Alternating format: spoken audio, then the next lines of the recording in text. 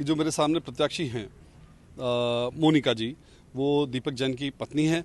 और दीपक जैन जी का food court का जिस प्रकार से आपने बताया कि उनके पास फूड कोर्ट जो नगर निगम से उन्होंने ऑक्शंस में लिया है, उसके बाद लगातार उनके सामने प्रशासन की दिक्कत आती रही है। कई बार अखबारों ने भी छापा इस चीज़ को कि जो नियमानुसार उनको स्वीकृति दी गई थी उसके विपरीत जाकर के उन्होंने वहाँ पर निर्माण किया, विपरीत जाकर के वो उसका लाभ उठा रहे हैं। तो कहीं ना कहीं एक मंशा उनकी ये हो सकती है कि वो एक बार पार्षद बन करके और उसको कहीं ना कहीं उसको साधने में सफल हों। अब चयन करते समय इस बात का चयन करें कि किस पार्षद को हम चुनें। जिस पार्षद को जिसके पास आपके 2 बार के पार्षद रहने का अनुभव रहा है, जो आपकी समस्याओं को समझता है और प्रशासन से संघर्ष करके उन समस्याओं को समाधान कराने की क्षमता रखता है, और एक तरफ ऐसा पार्षद जो बिल्कुल नौसिखिया है, जिसका राजनीति से कोई लेना देना नहीं है। Safest gym in town brings to you fitness की होम डिलीवरी। अब घर बैठे बुलाएं आपकी सर्टिफाइड फिटनेस एक्सपर्ट जो बस आपसे कुछ क्लिक्स ही दूर हैं। डाउनलोड करें antimatter fit app. Choose your service, choose your time and choose your location. Sessions start at just ₹99. नमस्कार, मैं सुशील पार और आप देख रहे हैं PTV इंडिया। अजमेर नगर निगम चुनाव को लेकर जनसंपर्क प्रत्याशी जो हैं वो कर रहे हैं, डोर टू डोर लोगों से आके मिल रहे हैं। समय बेहद नज़दीक है, 28 तारीख को अजमेर बढ़ चढ़कर मतदान करेगा, ऐसी उम्मीद भी हम कर सकते हैं। और इस वक्त हम वार्ड 71 में मौजूद हैं। यहाँ पर भाजपा के प्रत्याशी रमेश सोनी हैं इस वक्त हमारे साथ बातचीत करने के लिए, उनसे हम बातचीत करेंगे। पहले भी पार्षद रह चुके हैं और निगम में आपने देखा होगा जिस तरीके से हमने निगम की साधारण सभा दिखाई थी कि वहाँ पर किस तरीके से सवाल अजमेर शहर के अंदर विकास को लेकर उन्होंने पूछे थे।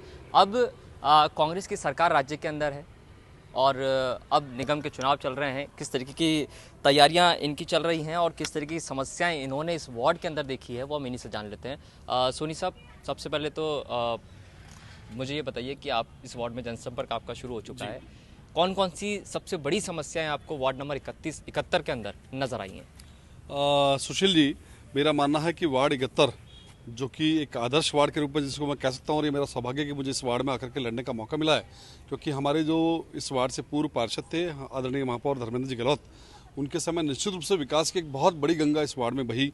आज मैं जहाँ भी जाता हूँ मुझे कहीं कोई 1% शिकायत नहीं मिलती कि हमारे यहाँ पर कुछ काम बाकी रह गया है, कोई सड़क नहीं बनी है, कोई नाली नहीं बनी है। मतलब विकास खूब उनके समय में हुआ है निश्चित रूप से। लेकिन फिर भी मेरा मानना है कि चुनौतीपूर्ण वार्ड है, क्योंकि जिस प्रकार की एक्सपेक्टेशन जनता की महापौर महोदय के समय कार्यकाल के समय रही है, वो अपेक्षा मुझसे भी रहेगी। उस अपेक्षा पर कसौटी पर मैं खरा उतरूं, उसे निभा सकूं, ये मेरे लिए एक बहुत बड़ा चुनौती भरा कदम होगा। अच्छा, ये जो वार्ड 71 है, आना सागर के चारों तरफ का इलाका नज़र आ रहा है। ऐसे में हमने बारिश के दौरान देखा था कि पानी भी यहाँ पे भर गया, तो लोगों को बड़ी समस्या हुई थी। क्या ये एक बड़ी समस्या आपको फील हो रही है इस वक्त? ये एक मेजर समस्या इस वार्ड की मैं कह सकता हूँ कि थी, और स्वाभाविक रूप से जब वर्षाकालीन होगा तो ये समस्या दोबारा आनी भी है। लेकिन महापौर महोदय ने इसके लिए 5 पंप सेट वहाँ पर लगा रखे हैं, जिनसे जैसे ही बार वर्षा में यहाँ पर पानी भरता है उसको वापस निकास करने का उन्होंने जो एक सिस्टम पूरा डेवलप किया हुआ है। साथ ही भी 50 लाख रुपए की सैंक्शन से एक बड़ा पंप भी उन्होंने स्वीकृत करा रखा है, जो बहुत शीघ्र यहाँ पर स्मार्ट सिटी के तहत लगने वाला है। और जिस प्रकार की वो जो कह सकते हैं कि निचला क्षेत्र जहाँ पर पानी भरता है वहाँ की जनता की समस्या रहती है।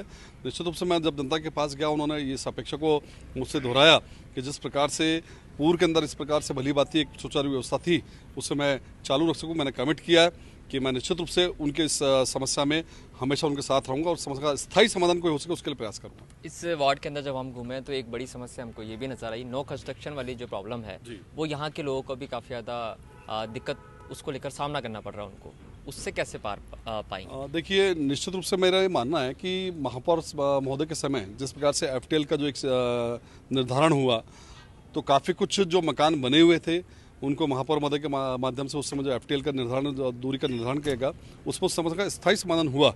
लेकिन फिर भी कुछ ऐसा क्षेत्र है जहाँ पर ये समस्या आती है, विशेषकर हाउसिंग बोर्ड वाला जो हमारा क्षेत्र है, 3rd सेक्टर के बाद जो वाला जो क्षेत्र है, वहाँ पर अभी भी स्थिति है कि जनता की ये मांग है कि साहब हमें यहाँ पर पट्टे दिलाए जाएँ, जो कि एक बड़ी उनकी डिमांड है।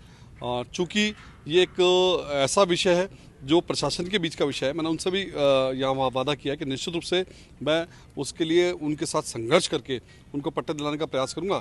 और स्वाभाविक रूप से जो मुझे लगता है कि अब जो चौपाटी का निर्माण हुआ उसके बाद ये नो कंस्ट्रक्शन जोन वाला उस चौपाटी के बाहर को जाएगा नहीं, और चौपाटी के अंदर जो है वो सब कंस्ट्रक्शन के जोन में आ जाएंगे, इसलिए कुछ ज़्यादा बड़ी दिक्कत मुझे नजर नहीं आती है। आपके सामने कांग्रेस ने महिला प्रत्याशी को उतारा है, मोनिका। दीपक जैन व्यवसायी जो हैं उनकी वाइफ हैं और उनका ताल्लुकात निगम से काफ़ी टक्कर उनकी हमेशा चुनौती रही है एक तरीके से, जो पिछले 1 साल में हमने देखा है, 1.5 साल में हमने देखा है।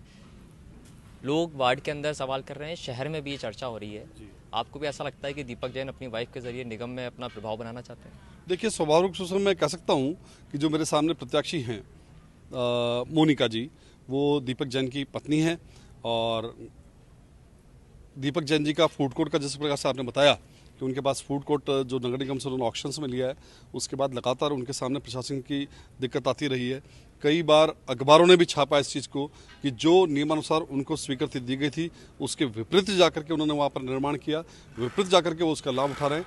तो कहीं ना कहीं एक मंशा उनकी ये हो सकती है कि वो एक बार पार्षद बन करके और उसको कहीं ना कहीं उसको साधने में सफल हों, ये मैं कह सकता हूँ। निगम चुनाव में भाजपा का वोट बनेगा? बिल्कुल निश्चित रूप से सुशील जी, मेरा मानना है कि जिस प्रकार का माहौल पूरे शहर में बना हुआ है, मैं ये गारंटी के साथ कह सकता हूँ इस बार निगम भारतीय जनता पार्टी का बोर्ड बनने जा रहा है। दूसरी मेरी आपके माध्यम से एक अपील है इस वार्ड 71 के क्षेत्रवासियों से, नागरिकों से, कि देखिए जनता पार्षद का चयन क्यों करती है। हम देखते हैं कि सांसद का चुनाव होता है, विधायक का चुनाव होता है, ये दोनों चुनाव केंद्र और राज्य सरकार की नीतियों को स्थापित करने के लिए किया जाता है। लेकिन पार्षद एक ऐसी कड़ी है जो जनता के बीच सीधा सीधा संवाद का एक सेतु कायम करता है, उनकी समस्याओं के समाधान के लिए एक सबसे जिसे कह सकते हैं सहज उपलब्ध कड़ी यदि होता है तो पार्षद होता है। मैं यहाँ पर जनता को निवेदन करना चाहूँगा कि आप चयन करते समय इस बात का चयन करें कि किस पार्षद को हम चुनें। जिस पार्षद को जिसके पास आपके 2 बार के पार्षद रहने का अनुभव रहा है, जो आपकी समस्याओं को समझता है और प्रशासन से संघर्ष करके उन समस्याओं को समाधान कराने की क्षमता रखता है, और एक तरफ ऐसा पार्षद जो बिल्कुल नौसिखिया, जिसका राजनीति से कोई लेना देना नहीं है। ये जनता को निर्णय करना पड़ेगा कि क्षेत्र में जो विकास का क्रम माननीय महापौर महोदय ने चालू किया था वो क्रम अनवरत चलता रहे, बढ़ता रहे। उसके लिए इस प्रकार जनता को इस ऐसे पार्षद का चयन करना पड़ेगा जो उनकी समस्याओं का समाधान करा सके। आपका दावा है कि भाजपा का वोट बनेगा, राज्य में कांग्रेस की सरकार है, कोरोना महामारी भी पूरा देश झेल चुका है जी, फंड की बहुत बड़ी दिक्कत आने वाली बिल्कुल। है, उससे कैसे निपटेंगे? देखिए, स्वाभाविक रूप से मैं मान सकता हूं कि अभी जो वर्तमान में जिस प्रकार से राजस्थान के अंदर कांग्रेस की सरकार है, और ये भी सत्य है कि कोविड के दौरान जिस प्रकार से राज्य सरकारों का बजट जो है इस कोरोना के काल के दौरान मैक्सिमम खर्च हुआ है, तो एक बजट की समस्या आने वाली है। लेकिन मेरा मानना है कि जब भारतीय जनता पार्टी का बोर्ड बनेगा तो हम सब मिलकर के और जो है नगर निगम की रेवेन्यू किस तरह से ज़्यादा जनरेट कर पाएँ और उस फंड को बढ़ा पाएँ, जिसके माध्यम से विकास कार्यों के निर्माण में या विकास कार्यों के अंदर कोई बाधा उत्पन्न नहीं हो। चलिए, ये थे हमारे साथ बातचीत करने के लिए रमेश सोनी, भाजपा के प्रत्याशी वार्ड नंबर 71 से। 31 जनवरी को ये पता चल पाएगा कि आखिरकार वार्ड नंबर 71 से कौन जीत रहा है। हमें इंतजार करना पड़ेगा कि आखिरकार 31 जनवरी को जो नतीजा आएंगे उसमें बोर्ड किसका बन रहा है। कैमरा पर्सन राजवीर के साथ सुशील पाल, MPTV इंडिया, अजमेर।